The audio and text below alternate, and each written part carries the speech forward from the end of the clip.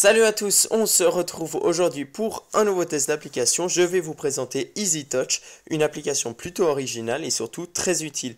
Alors comme vous le voyez, il y a un petit carré bleu qui se trouve sur mon écran. En le lâchant, il va s'attacher automatiquement au bord vers lequel je suis le plus proche, tout simplement. Donc, c'est-à-dire que vous pouvez le placer à n'importe quel endroit sur une des arêtes de vos téléphones. Alors, à quoi ça va servir ? En cliquant dessus, vous allez en fait pouvoir avoir accès à vos applications favorites, aux réglages système tels les réglages de luminosité, de volume, de connexion, etc. Ça, c'est à vous de régler. On va voir ça tout de suite. Sous applications favorites, donc comme je l'ai dit, vous pouvez choisir donc vos applications favorites. Vous cliquez donc sur plus, vous avez la liste de vos applications et vous sélectionnez tout simplement les applications favorites que vous avez. Et évidemment, en cliquant dessus, vous y accédez comme ceci. Alors, la particularité en fait de cette application, c'est que comme vous le voyez, le carré en fait reste visible au premier plan en permanence. Donc, vous pouvez accéder à n'importe quel moment aux différents réglages. Donc, vous pouvez également verrouiller l'écran, comme vous le voyez ici. Vous pouvez également donc cliquer ici, ça va vous ramener en fait sur l'écran d'accueil de vos téléphones. Et finalement, si vous cliquez en fait sur une des zones où il n'y a pas d'icône, sur le carré noir donc, comme ceci, vous avez accès à la touche retour et menu qui représente donc les touches menu et retour de vos téléphones.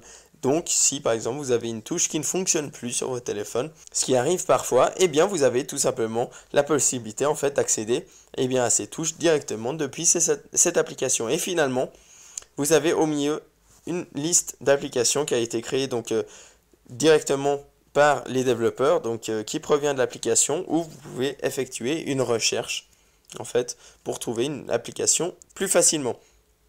Alors, les réglages disponibles, c'est en fait donc l'activation ou non de EasyTouch, le lancement automatique au démarrage, et c'est maintenant que c'est intéressant, donc sous la personnalisation des réglages, vous pouvez en fait régler la taille de ce rond comme vous le voyez.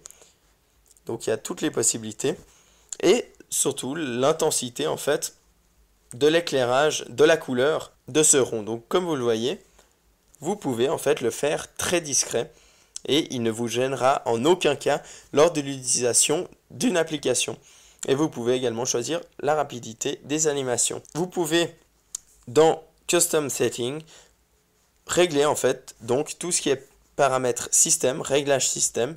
Donc pour changer en fait un paramètre, vous cliquez donc par exemple sur volume plus et là vous avez plus de possibilités qui s'affichent, donc tout ce qui est par exemple mode avion, luminosité, etc. Donc vous cliquez donc sur luminosité et comme vous le voyez ici, ça a pris la place en fait de luminosité tout simplement.